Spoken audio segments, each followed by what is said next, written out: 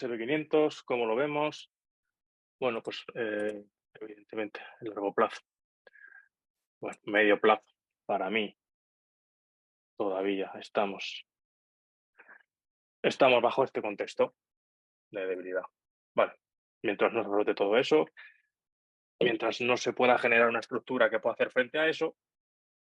¿Y qué es eso? Pues eso es este volumen. Vale, mientras el mercado no se posicione por encima de todo este volumen de manera efectiva, no estaremos en posición de decir que posiblemente se haya rotado el control. Vale. ¿Por qué? Porque seguimos estando en las mismas dinámicas que hemos tenido anteriormente con los otros rangos. ¿Vale? Cada intento de entrar al área de valor previa ha sido rechazado. ¿Vale? Área de valor, intento por entrar y rechazo. ¿Vale? Entonces, ahora mismo no vería para nada descabellado incluso que el precio llegara a sacudir esos máximos. ¿Vale? Me parecería algo posible. Lo dejamos ahí. Posible. Vale, es totalmente posible.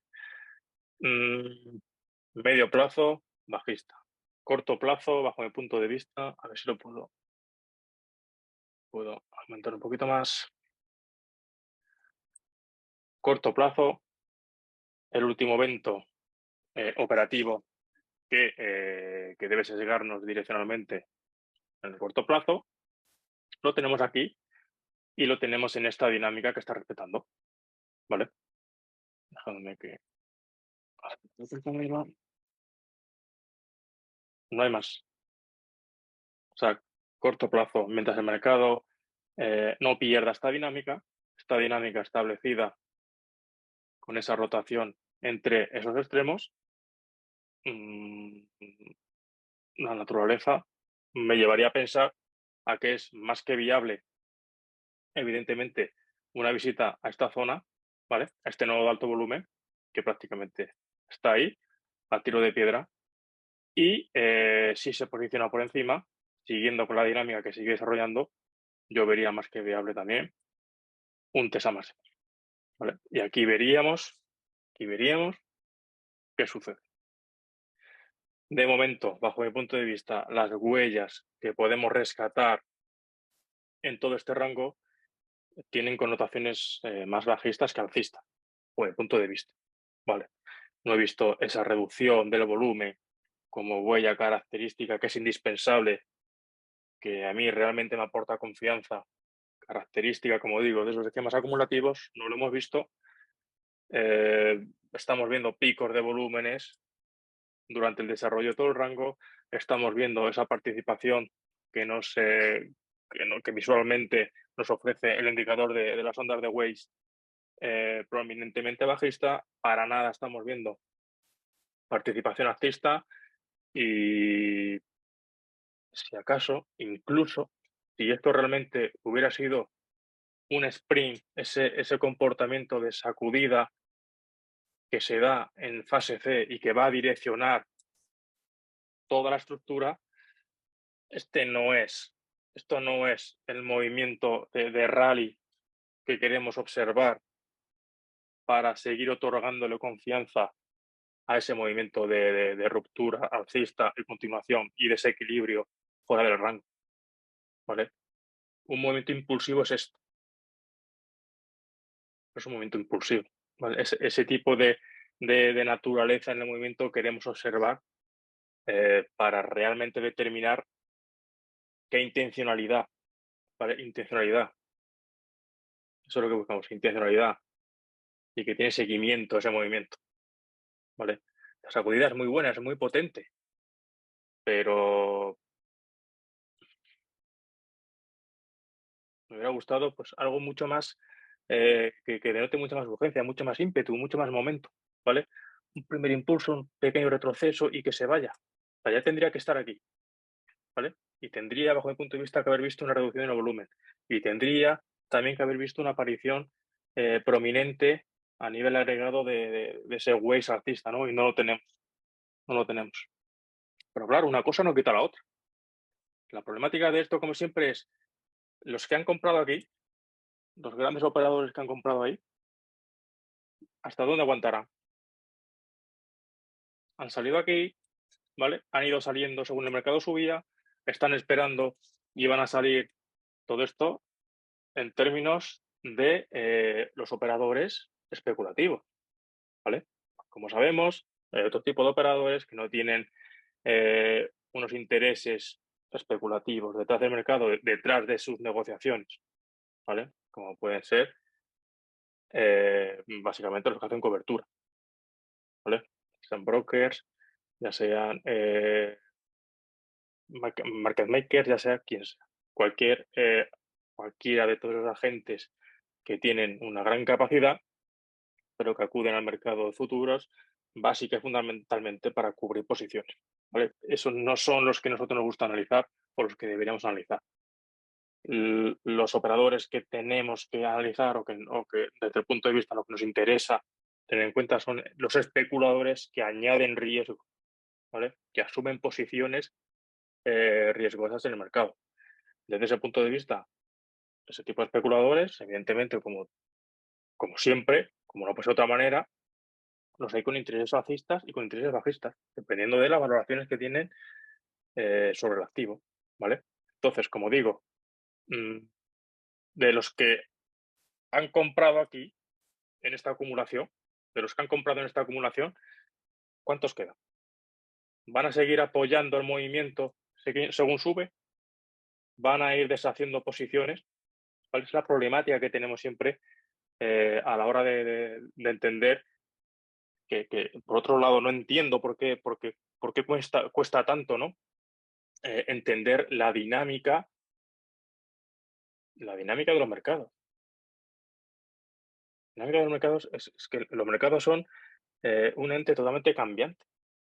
Continuamente está añadiéndose nueva información que puede cambiar las valoraciones de uno mismo o de las de otros, que mis acciones pueden cambiar las valoraciones y las acciones de otros, ¿vale? Y toda esa retroalimentación que ocurre tiene lugar ahí. Se puede observar sobre el gráfico, ¿vale? O sea, vamos a mantener unas expectativas realistas sobre lo que sucede en el mercado. El mercado no es ya aquí metiéndole un palo a los que analizan bajo la metodología, los principios de Richard Wyckoff, desde un punto de vista estático y casi robótico, como fueran patrones repetitivos los que buscamos, ¿no? Seguramente que haya por ahí alguno ya diciendo que este es el sprint y ya asumiendo un escenario tal que así, ¿no? Para mí esto es un error, aunque luego lo haga, ¿vale? Aunque luego lo haga, para mí esto es un error. ¿Por qué? Porque tú no sabes lo que va a pasar aquí. Una vez que el mercado alcance estos máximos, ¿vale? No sabemos si puede seguir imperando la dinámica bajista que viene demostrándose en el medio y largo plazo. No sabemos, como digo, como presentaba antes, si los operadores que han acumulado y que han comprado aquí ya están totalmente fuera y ya no hay nadie apoyando ese movimiento. No lo sabemos. No sabemos si hay operadores de más largo plazo que van a aparecer aquí y que van a vender ahí, que van a asumir riesgo, entendiendo que las valoraciones que tienen eh, pues son demasiado alcistas, ¿vale? O sea que entendiendo que el mercado está sobrecomprado. O sea, se da una serie de variables que a nivel agregado casi hacen que el entorno sea de total incertidumbre. No, el entorno es de total incertidumbre, que el entorno sea eh, de total, pues, prácticamente casi azar, cualquier movimiento, ¿no? Entonces, hay que entender eso. Vamos a entender esto desde el punto de vista de lo más lógico y sensato que es esperar el precio a ver reaccionar en las zonas clave, ¿vale? En las zonas clave, intentar lanzar escenarios de un único movimiento hasta que alcances la zona clave y asumir una posición siempre reactiva con respecto a lo que está haciendo el mercado. Ahora hace eso, ¿vale? Pero para confirmar que ha hecho eso, ¿qué debería hacer?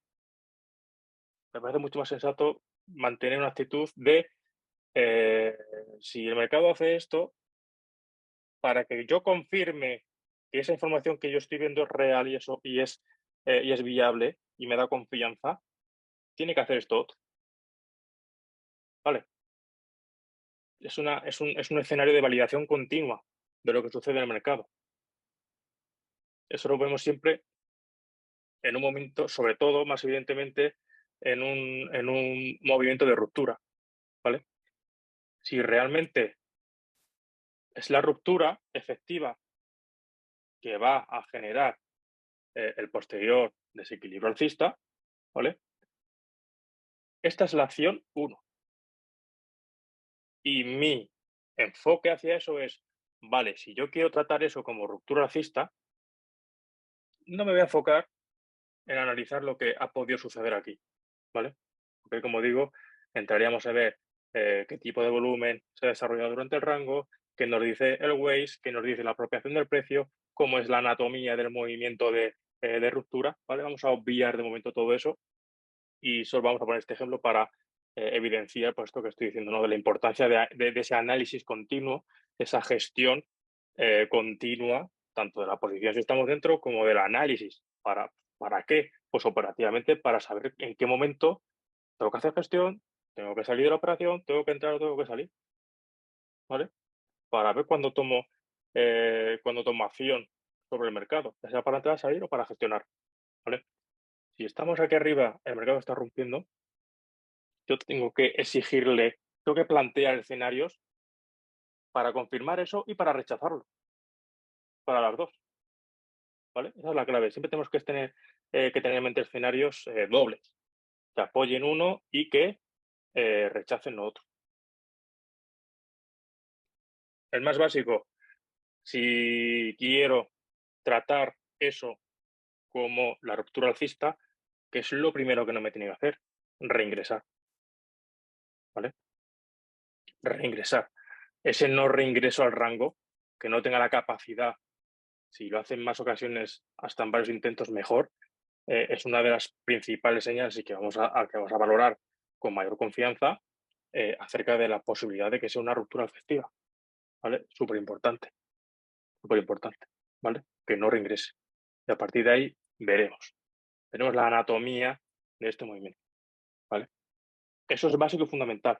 Y por contra, si yo quiero favorecer que este es un movimiento que quiere atrapar a operadores, que se va a desarrollar en forma de sacudida, ¿cómo voy a confirmar esa sacudida?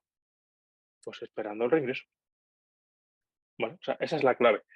¿Y quién te asegura que esto puede suceder? Que cualquiera de las dos puede suceder. Tanto la ruptura efectiva como la sacudida o la ruptura fallida. ¿Alguien sabe lo que va a suceder? No, nadie lo sabe.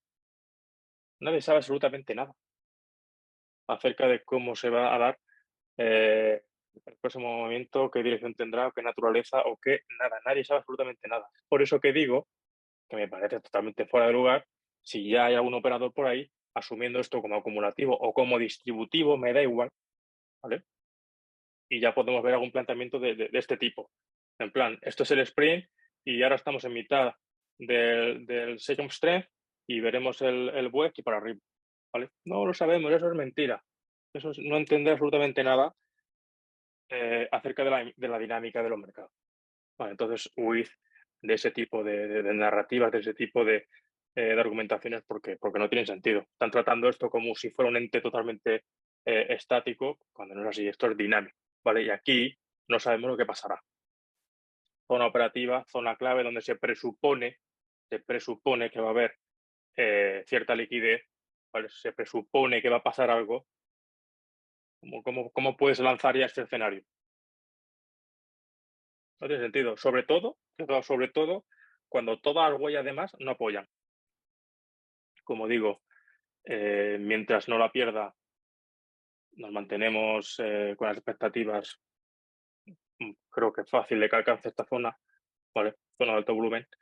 Y si todo sigue igual, si se posiciona de manera efectiva sobre ella, lo más probable es que vaya a visitar estos niveles, ¿vale? Como digo, clave será que pierda o no este canal de regresión.